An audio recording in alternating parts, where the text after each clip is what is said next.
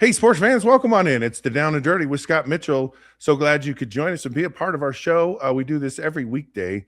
So tune in. You're going to get some of the greatest, deepest, dirtiest sports there is. We like to tell it the real way, the down and dirty way. And we're so glad you could be a part of what we're doing. We've got a great show today. I'm going to get to that in a minute. Who our guest is?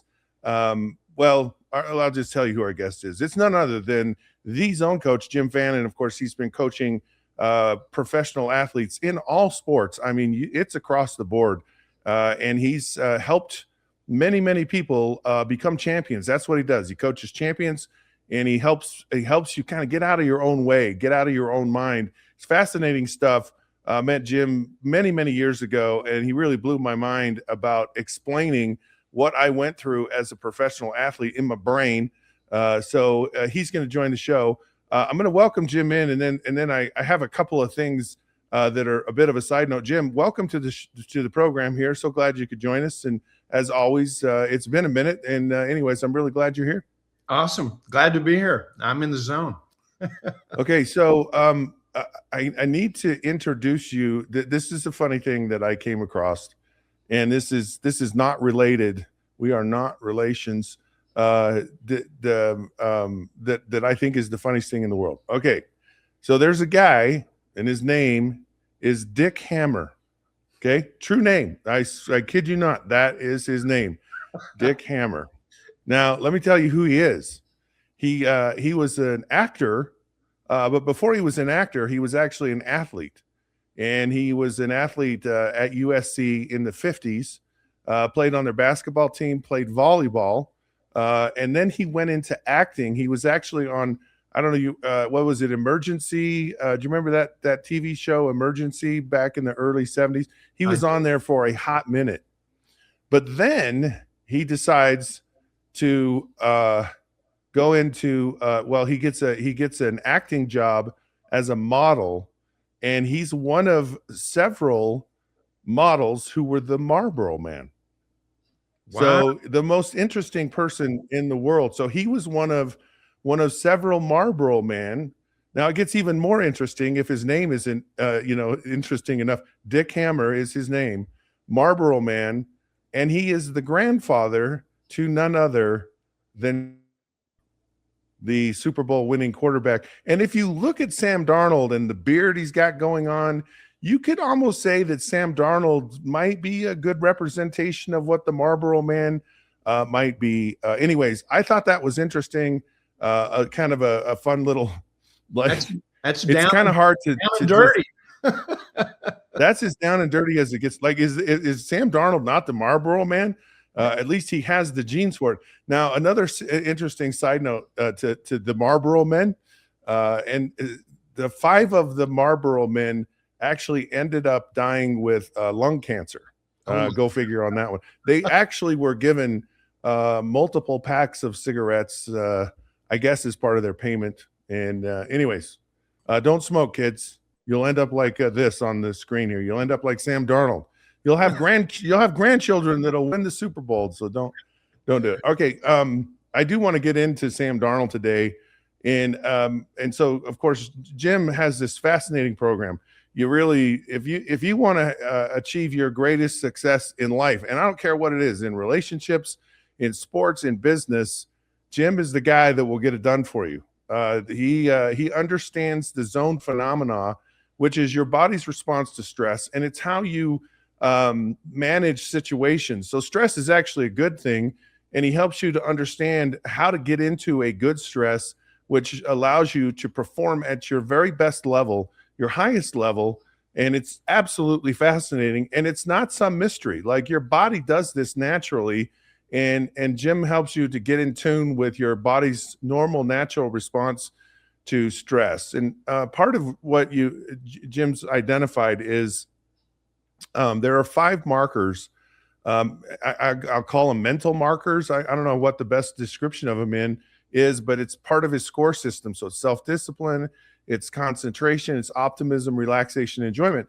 And all of these need to be present, and they need to be at a high level in order for you to really achieve your best results. And so I was curious. I'm trying to give our audience a little background here, a little context for our conversation. Um, so you work at having athletes, and I mean it's across the board. What is the one thing that that these markers? Which one is the hardest one? Is it self-discipline? Is it relaxation? When you're coaching these athletes, what's typically the hardest one for an athlete to achieve at a high level, to understand, to grasp, to control? Self-discipline, Scott, is it's the biggest challenge for almost everybody because mostly I'm not going to go in to teach you how to think new. I'm going to show you how to get rid of thoughts that you don't need. So I'm really putting most people on a mental diet to get rid of thoughts that don't serve you well. They just don't help you. They get in your own way, especially when the money's on the table in a moment of truth. So it takes self-discipline to make that change of how you've been thinking to how a superstar needs to think, especially in big moments. So self-discipline is tough for everybody, but it takes less than 7 days to get that going. But the one that's really a challenge for third grade, fourth grade, junior high, high school, and pro athletes and CEOs of Fortune 500, relaxation. Relaxation has taken the biggest hit of all the markers, which controls your serotonin level. Worry is up, frustration's up, impatience is up. Breathing, normally, Scott, it's around 15 to 17 breaths a minute. Just walking around, the average person has 15 to 17 breaths per minute. But, when you get a little frustrated, a little anxious, you start to worry, it creeps past 20, 22, 23, you can panic. And I believe we had a quarterback that was breathing at a higher rate than normal, and that would be Drake May. He didn't have a very good game at all, and his breathing was being controlled by the defense. That's what controlled his breathing. He did not control it. So the best in the world are trained by me and my team to reduce your thoughts to 6, 7, 8, 9 breaths a minute. And that becomes a superpower, Scott. If I can control my breathing and my wife's not going to elevate it, come on, wives can elevate that. Your kids can elevate that. Personal finance, holy crap, I got a lot of bills. That'll elevate breathing. Worry elevates breathing, and high stakes performance totally will elevate breathing. That's your superpower. Control that. You're going to be more decisive, have more clarity, and you'll be one step inside the zone. Yeah, it's really interesting. You mentioned self-discipline, and the master of this for me was Coach Shula, and the magic of his success was he was just a master at self-discipline. We did the same thing every single day, and it was focused on those fundamentals, the basics, the simple things. And as you're talking about getting rid of thoughts, it's not like more thoughts. It's more like more productive thoughts, fewer thoughts. And I just go back to when you were saying that, you're talking about Drake May and quarterbacks and all this stuff. Sam Darnold, he very, dramatically came off the field when he was with the New York Jets, and it was caught on film. And he said, "Man, I'm seeing ghosts out there."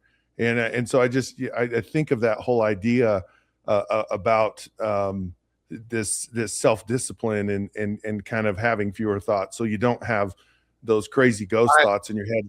And then on top of that, with the relaxation, just in response to what you were saying, relaxation is such a it's almost like we don't feel like we deserve it. It's like this is challenging, this is difficult, this is hard, and there's some part of us that says, and because it's hard, I can't enjoy it. I've got to be serious. I've got to be focused. I've got to be. Someone asked John Gruden a question, about who were the pranksters when he was out with the Oakland Raiders, and he goes, "There were no jokes. Like when I was with the Raiders, it was like we were grinding, and Al Davis was ready to fire anyone at the drop of a hat, and it was a brutal situation to be in. And so there was no fun. There were no pranksters. There were no jokesters. There was nothing. It was all serious business. So it's fascinating how these markers, how these these identifiers of bringing the zone into your performance, just how, I guess, how impactful they are if done the right way, and also the wrong way. But let's put this in perspective. Let's put Darnold on one side, and let's put May on the other side. And let's look at both of them just from the Super Bowl. Everybody that follows the NFL knows that the quarterbacks got less than 3 seconds to get rid of the ball, like 2.5.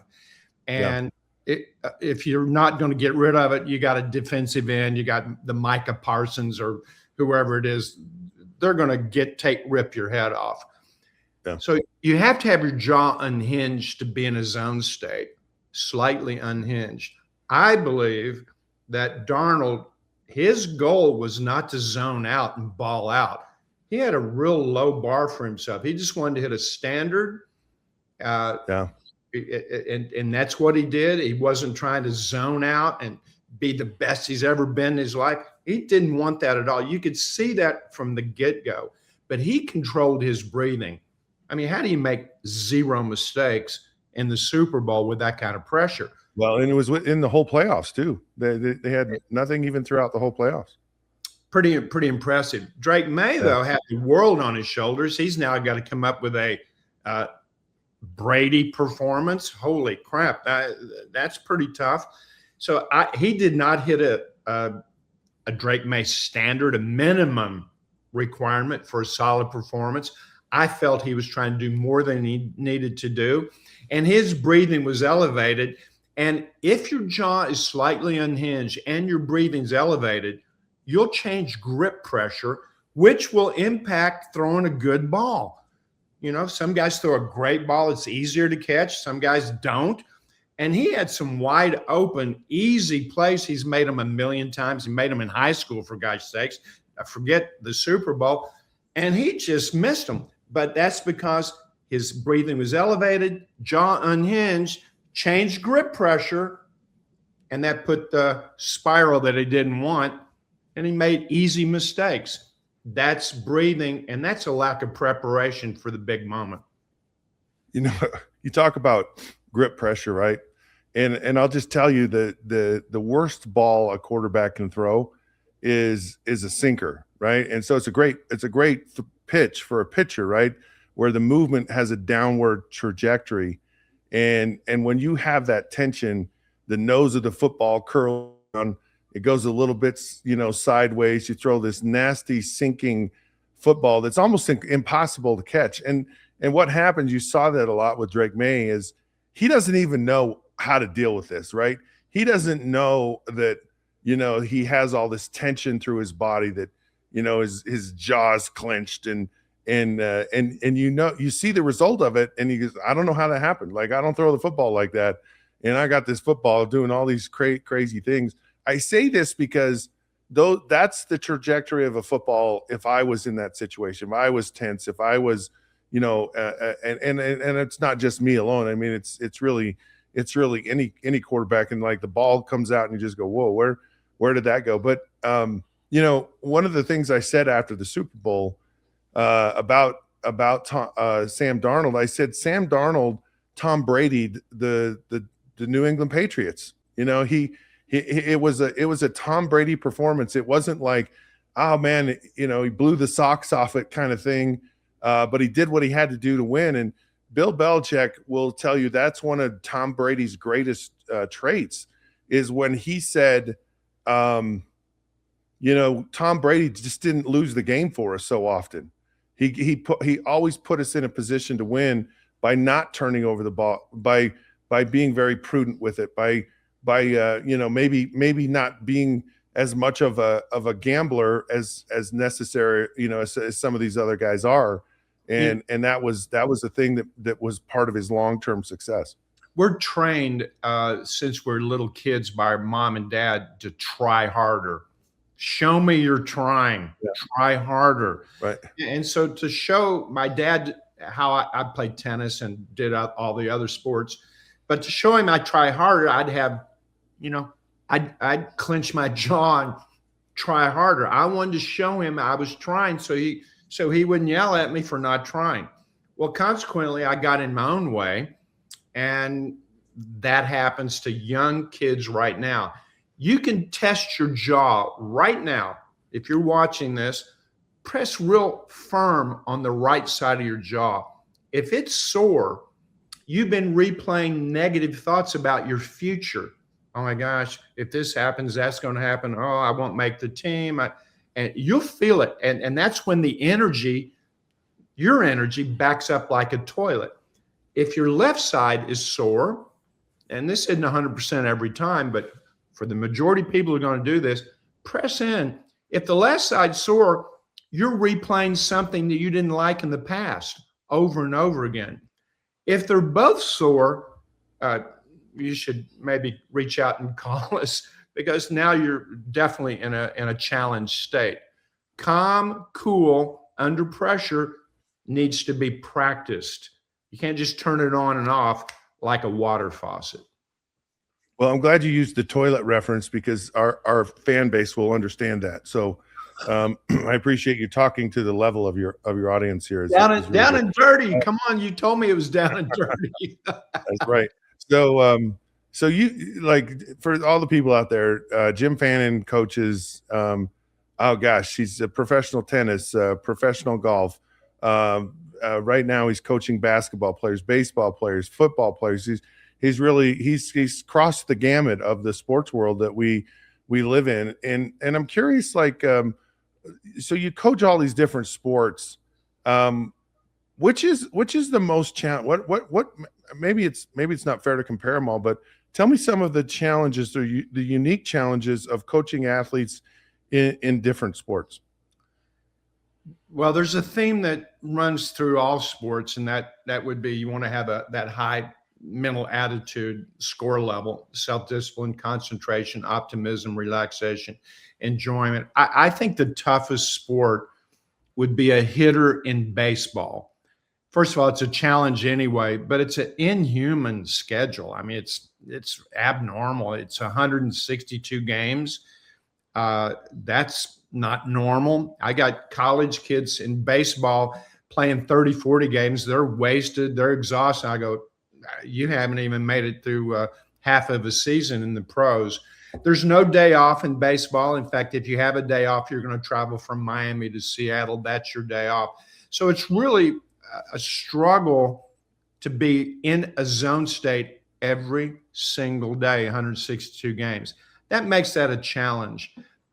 Football, I think the biggest thing, the challenge in football is managing injury, because I've never talked to a pro football player on Monday after a game who said, yeah, I feel great. Every guy has something, a bump, a bruise, a neck, a back, something. So managing injury becomes very difficult for some athletes. Some athletes have low tolerance for pain. Some of them, you could run over their leg and they have high pain tolerance. So they're all different. But psychologically, it's those sports that have long seasons. I mean, they're talking about changing the NFL. What are we now, 18 games? 17 games. 17 games. They're talking about adding 18. I'm like, oh my goodness. It's just a psychological war, because you haven't recovered from the week before. You know this better than I do. You haven't recovered from the week before, and now we're starting preps for the next week. And a lot of guys have to stay out of practice. You see it every single week. Who's going to be in, who's not. So I think managing injury is very difficult for most of us humans. When we have an injury, even when we have a cold or the flu, we don't handle it well. We train our athletes to manage this. We believe we can get you back on the field quicker, immediately. And I don't believe, I think you can get rid of a cold swiftly. We have techniques to put that in remission. So that's a big thing for us, injury. You talk about these different sports, and you talk about team sports and longer sports. One of the things that's happening in the NFL that I think is really challenging is the travel. So and it's not like traveling from Miami to Indianapolis, or from Los Angeles to Denver. It's talking about going to Australia and Mexico City and over to Spain and to London now, and the NFL is now expanding globally, which is I think a unique. You don't see baseball. You'll see classic games, but you don't necessarily see a regular Major League Baseball schedule overseas, or hockey or whatever. What's the unique challenge, I guess, with having unique travel situations, or these unusual factors that come along, and how do you help your athletes kind of deal with those unusual, I guess, stimuli that can kind of impact performance? I played pro tennis, Scott, and then became a tennis coach and a mental coach simultaneously. But in the early 70s, I was gone 48 weeks a year, going from city to city to city. And, I'd be exhausted, but my guys, we'd go from Stockholm to Caracas. They'd get out and practice, and the next day they're playing. I'm exhausted. I haven't done anything. I'm hitting a few balls. They're going 100 miles an hour.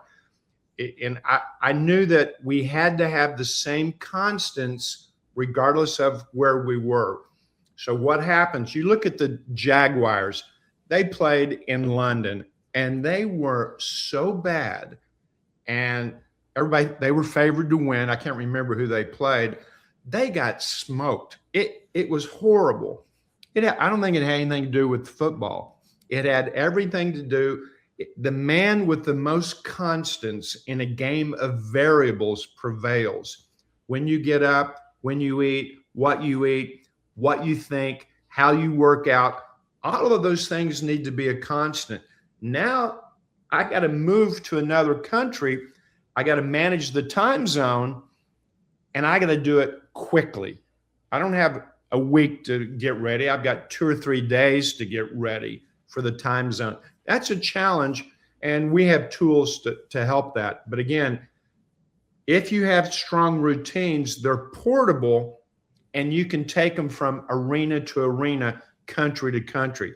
If you don't have routines, you're going to be in trouble with that kind of travel. And you're not going to be able to predict whether you're going to zone out or be horrible. That'll be hard to predict. I know in football, I think that the travel, the unique travel, I think is one of the biggest challenges that these guys face. You talk about the Jaguars, and then you talk about playing tennis, 2 different sports. You got individuals on one side, you got team on the other. As you've coached these athletes through the years, what's more challenging to you? What are the challenges from an individual as opposed to coaching a team, or you coach a family, or you coach a relationship, or you coach a corporation? What's the difference between a team process and as opposed to just an individual? Well, today the golf situation, I coach top golfers, and the tennis situation, you normally have your own little small team, which can help you get these constants. Back in the 70s, nobody had a entourage of coach, a physical coach, a physio guy. It didn't happen. Now everybody has a team. I think that helps. I think when you have a big team, you got 50, you got 100 people maybe going to the game, not all players, obviously, but you got a whole bunch of people. Trying to get all of them on the same page, good luck on that. It's a new city. They take their family. You got to go see Big Ben. You got to go see the Ferris wheel. You got to go see the changing of the guards. You get into all of that, and that'll take you out of the game quickly. So that is a challenge. There's no question about it. But it's mainly because you now have routines you haven't practiced. And now it's a crapshoot whether you're going to be locked in or not.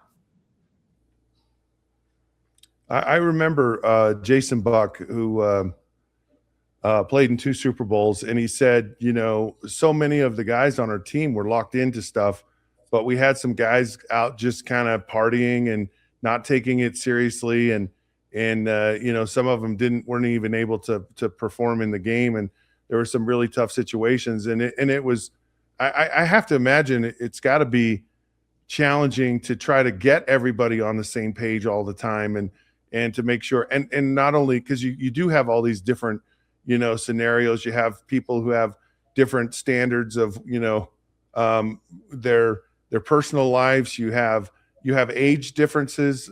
I think any coach in any professional sport, when you're dealing with 25-ish year old young men, because I think of me at 25 years old and probably how immature I was and how stupid I was and how many dumb things I did. Yeah, I thought I was doing it pretty right. I can't imagine how hard it'd be to have to coach a whole team of these guys. That's a challenge, and I will tell you, if the discipline is not there before that big trip overseas, it's going to be a cluster mess. And I think that's what happened to the Jags. I don't think their discipline was that good. They went and got their head handed to them in England, but after that, they changed. They really did. They got more disciplined, more focused, and I think more relaxed. And that made them formidable in the playoffs.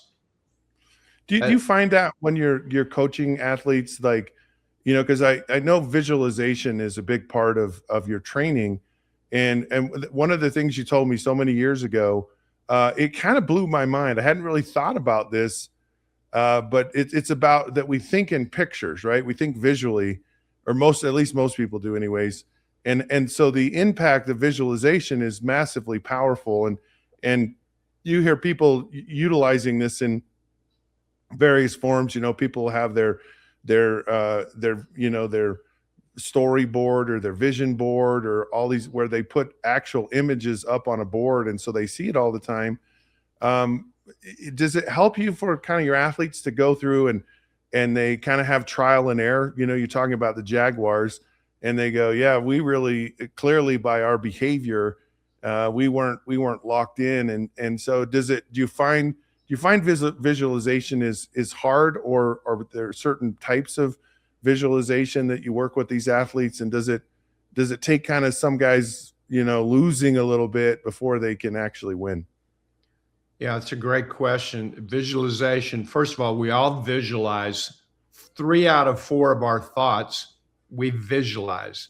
So when I say McDonald's, I'm not promoting McDonald's, but everybody saw the golden arches in their mind right now. Or you saw a Big Mac, maybe you saw some fries, but you probably saw the golden arches. So they brainwashed us through advertising to, we see a commercial, it's McDonald's, the next thing I know, I'm pulling into one. That's all through visualization. So you have 2,000 or 3,000 thoughts a day. How many thoughts are you visualizing that don't serve you well? How many times have we gone to bed thinking of what we don't want? I don't want to go to work tomorrow. I don't want to get up. My boss, I hate him. I don't like my boss. That's visualization. I'm seeing a negative person. And that puts me under stress automatically.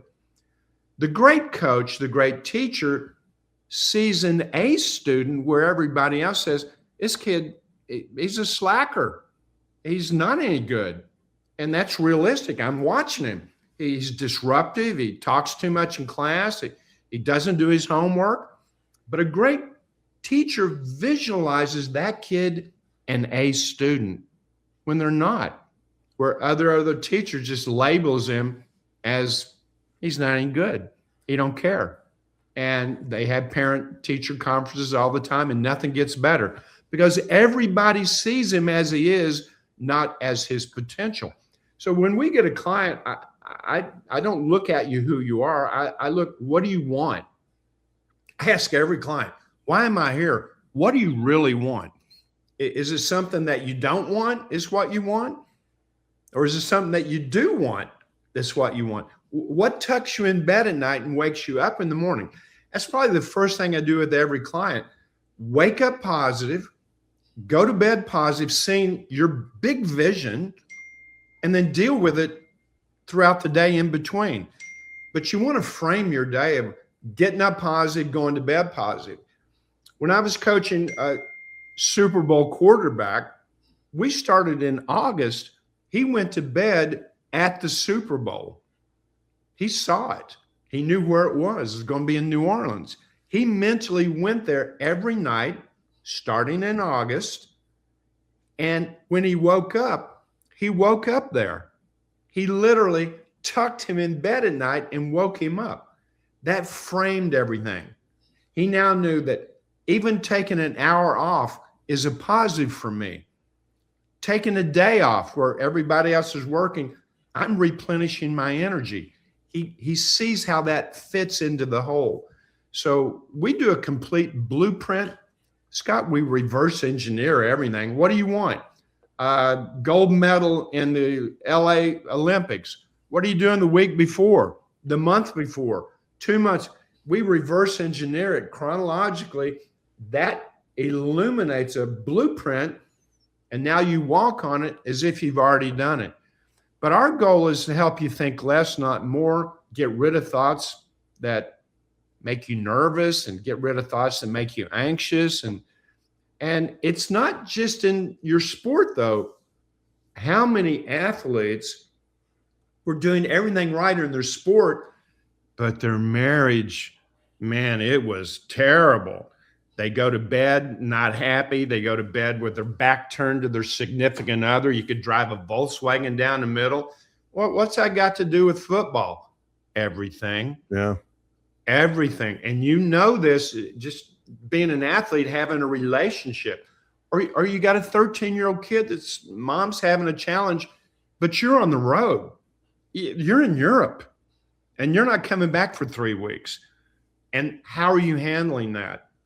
Managing your whole life while you're trying to peak in the most competitive situation a person can find themselves. Sometimes it's not the sport, it's your own personal life. How you are as a dad, as a father, or even as a son with your mom and dad. So it's a holistic approach with the athletes that we coach. And I've told everybody, I told you that, I've said it in every group, you're more than a football player. Don't ever forget that. You're more than a baseball player. You got your own money, you got your own wellness, you're a son, you're a brother, and that's a holistic approach. And that's how we go into it.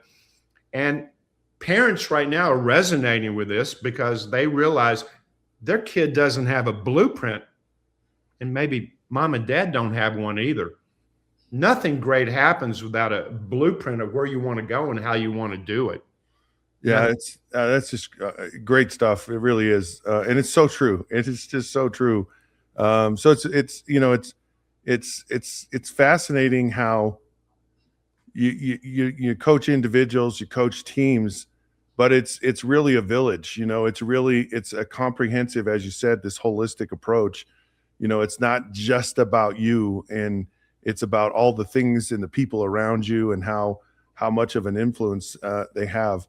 Okay, by the way, we're here with Jim Fannin, who is the zone coach and has been for so many years. He studied this phenomenon. He coaches it to the top athletes in the world in all sports, and even the not so top athletes, these young kids as well. It's great stuff. I love it.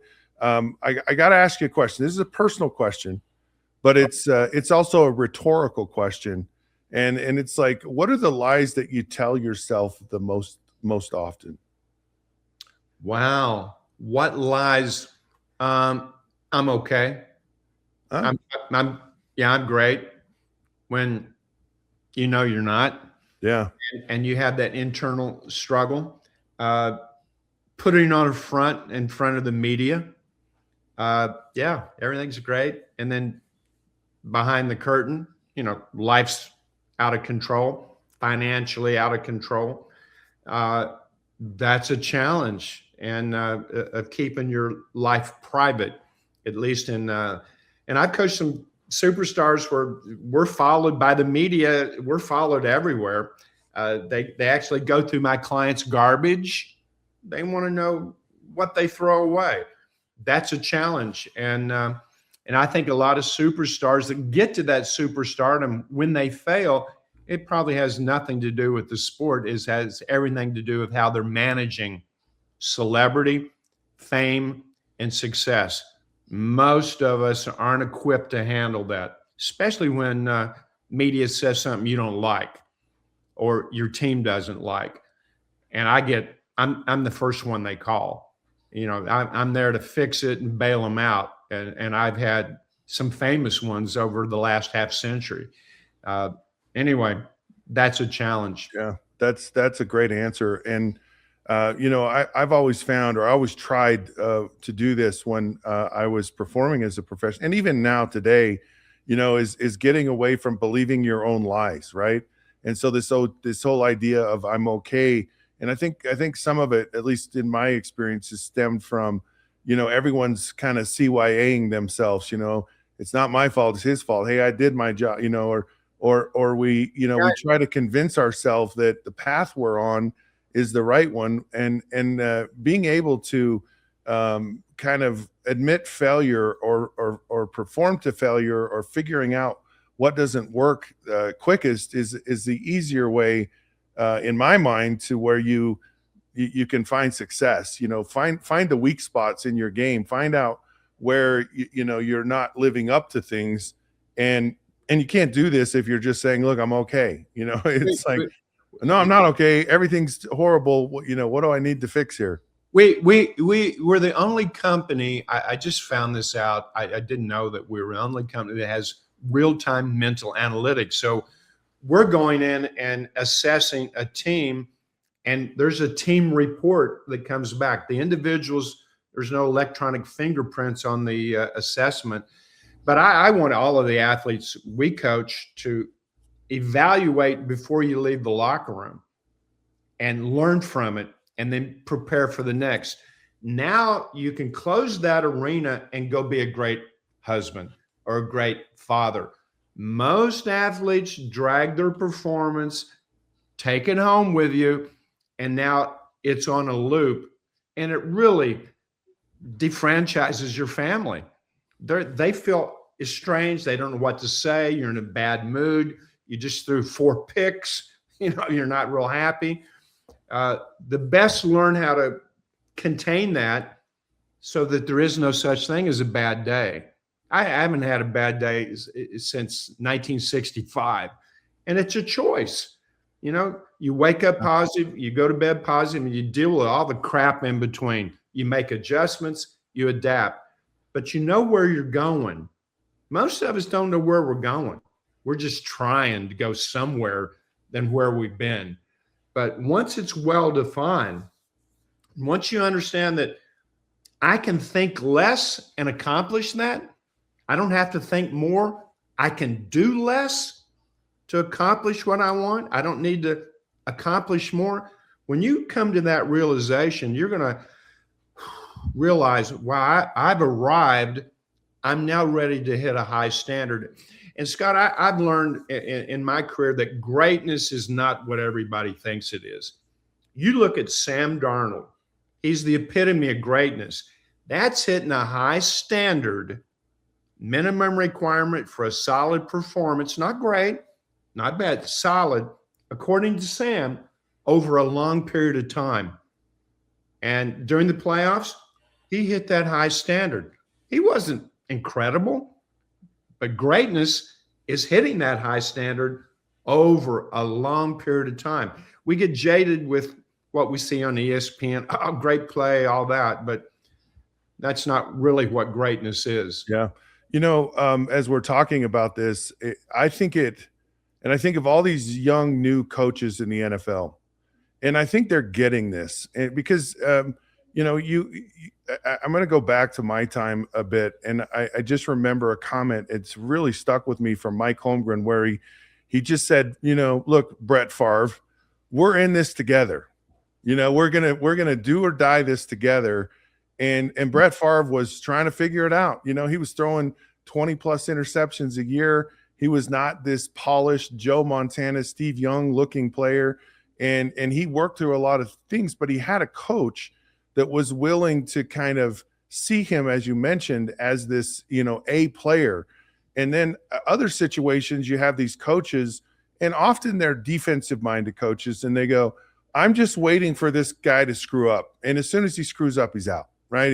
Look at Darnold for the exactly. Yeah. That's what I'm Right. totally referring to this. And so how you have all these coaches now in the NFL, these new young coaches, they're really getting how to manage and get the most out of these players. And I think this is one of those key areas where they're saying it's okay to fail. We want you to fail. We want you to figure this out. You look at Ben Johnson with what he's done with Caleb Williams. You look at what Dan Campbell did with Jared Goff. Jared Goff was the first incarnation of Drake May. He was in a Super Bowl that was way above his pay grade, and he admitted it. He says, I was not ready for this. I was not. This blew me away. Even Sean McVay said that as the coach, and they kind of threw Jared Goff to the dead heat pile, and they were able to, in Detroit, understand. And I really believe it's this process of, we're going to put you in an environment where we're going to encourage you. I don't want to say fail, but feel comfortable. And so you talk about the standard with Sam Darnold, like they're over the moon about Sam Darnold's performance in the Super Bowl in Seattle. Like you said, like it should be the highlight. It should be the greatest accomplishment, because he lived to a certain standard, as you say. And I love that phrase, and I love that mindset. And he was able to, and people don't recognize the greatness of this because we're so caught up in, looking for the flaws. And as soon as the flaw shows up, man, that guy's out of here. And I think that's why so many guys in the NFL actually don't succeed, because they don't have a coach who has the vision or the foresight to actually coach them to be a champion. And it's just fascinating to me as this comes up time after time. And a lot of people don't get it. A lot of coaches don't get it. A lot of people in society do not get this at all. Yeah, I think you're on the money on that. Ben Johnson, obviously an offensive mind, but the whole three parts of the Bears were disciplined. The three phases: defense, special teams, offense. So it starts at the top.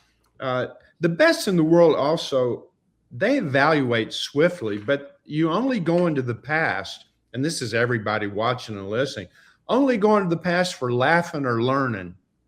Laughing or learning. I'm going to talk to Scott. We had some fun times. You've been to my house.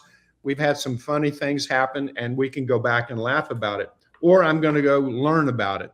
Otherwise, I'm not going back. I'm not going to replay what's bad. And there's coaches, and I know this for sure because I've seen the video of the offensive line room. Right. At halftime, the coaches are showing you all the bad film of what you did wrong, and they're lambasting on what you did wrong instead of here's what we did right and here's what we're going to do in the third quarter. You would think every coach would be doing it that way. They don't. I know I've seen the film, a secret film of a line coach berating his players at halftime. And it was no wonder that team was the least productivity in the third quarter. So everybody needs to be in line, the head coach and the assistant coaches. And I found that they're not always on the same page. They're not. Have you experienced that? Oh, there's no question about that. And I could tell you stories. I mean, we had a coach on a team I played with who was actually writing a subversive newsletter, ripping on kind of things in the organization. It was the most bizarre thing I've ever, and circulating it, and no one said a word about it. And I'm just like, wow, that is it was massively divisive. and the coaching, head coach and the assistant coach thing is a fascinating dynamic, because you'll get coaches that go, I'm loyal to my guy, right? So head coach, and he has the job, and I'm going to always have a job because he has a job, and so whatever he wants, I'm going to be loyal to, even though it's probably going to be the death of us and me and him and everything. And then you have other situations where they're constantly undermining the coach, whether it, for whatever reason, whether it's, a lack of, self-worth, or they're insecure, or if it's like, I'm trying to run this cutthroat. And I've been with some very cutthroat coaches that they're going to throw anybody, anyone, anything under the bus to make themselves look better, and get a leap up and kind of move up the coaching chain with things. And that's where some of these athletes are the sacrificial pawns in these games, where, hey, look, we coached this guy to do this and he didn't do it. And, you need to get rid of him, or it was his fault. He was coached better, or he was this, or you got to get this guy out of there because he's killing me. He's killing my career. And there's, it's not about being a better coach. It's not about coaching the player better. It's not about getting that A performance out of the coach. It's just like, if the guy's struggling, it's like, I'm not going to go down with that ship. That player is going to be the sacrificial lamb in this situation. And I dealt with this with some people, and it was a nasty side of professional sports that really was not a fun thing to be a part of. There's another side that most people don't realize. Yes, we have competition against our opponents, but there's competition on your own team. Oh my goodness! I could be on a golf team, and come on, we're competing against each other. But if I don't win this match tomorrow in practice, I'm not going on the road trip. Does that happen? Yes, I coach Illinois, and it's that brutal. Yep. It's what have you done for me lately? Although Mike Small is a great teacher and a great coach, he understands everything that we're talking about. A lot of coaches don't, but it's tough when the guy behind you wants your job and he's good and he's 5 years younger and he's less expensive. I got to get my act together. Yeah. And no one talks about that. But that's a real thing, the competition inside of a team to get on the field. Competition's ferocious. And some coaches love it. And they pit each other against each other. Bill Walsh was a master of it. He loved it. He liked that competition. But some guys struggle with that. They do. Anyway, it's I think the secret really is, can you control your thoughts? Can you only think what serves you well? Think about that. And while you're thinking about that, think about what you think about. If you don't like where you are in your life right now, your thoughts got you here. Your thoughts can get you from here to where you want to go. So if you don't like how you feel, change how you think, because every thought you have triggers your emotions. I can't feel sad without a visual image of something that makes me feel sad. So every emotion we have emanated from one of your 2,000 or 3,000 thoughts you had today. Think only what serves you well. We're on a mission to do that in grade school and junior high and high school, training young athletes to think better. They're all not going to be pros, like most of them won't be pros. And we tell them all, you're more than an athlete. Don't forget that. So speaking of thinking about things, I want to know what you think about this. This is crazy. So Cooper Flagg, #1 pick in the NBA, is playing quite well for the Dallas Mavericks in his debut jersey. So his actual first game in the NBA, Dallas Mavericks jersey, just sold for $1 million. And unbelievable. I'm just trying to understand, what are people thinking why do they want these jerseys? What goes into their thought process? Is that something that does a champion want to buy and have things like Cooper Flagg's debut jersey? I walked into a $2 million basement of the most amazing memorabilia that I had seen. And I asked the collector, why you do that? He said, well, come here. You coach Frank Thomas. Let me show you Frank's locker. He had Frank's locker with his jersey. He had more memorabilia than Frank. And he goes, this costs this. A lot of people want to identify and just get a piece of that, what they perceive as success. But it can be a great investment because prices go up.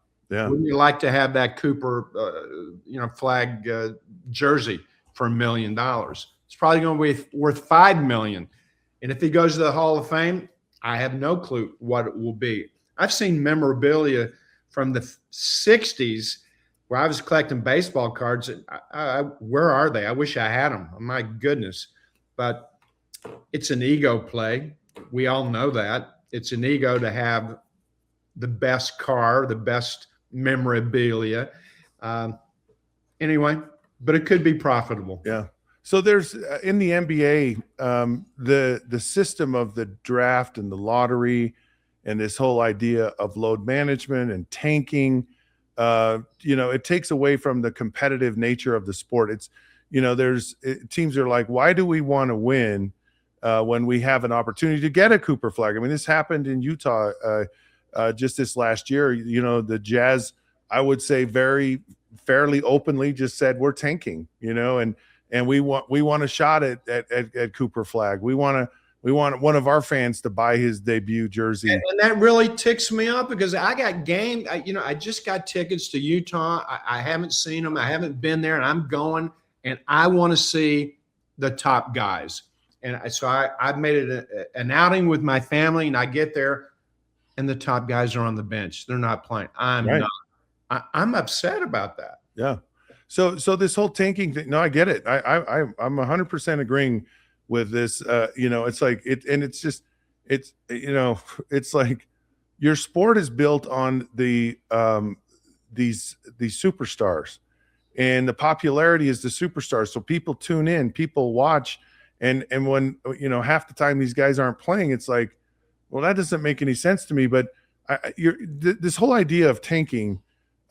Is it something that, I mean, you're coaching, let's say, so Larry Markkinen, who's the top player for the Utah Jazz, he's just sitting out half the time. How do you coach an athlete who has to tank for his team? That would be frustrating for me. I haven't had that in my career that I was coaching someone that the team was tanking. My guys would never do that. My guys are always going to hit a high standard. Once you get into that mindset, getting out of that mindset is not going to be easy. It's going to be difficult. The thing that I do understand, because I am coaching a lot of NBA guys, running up and down the court at that speed for 36 minutes, 40 minutes, and doing back-to-back, all sprinting.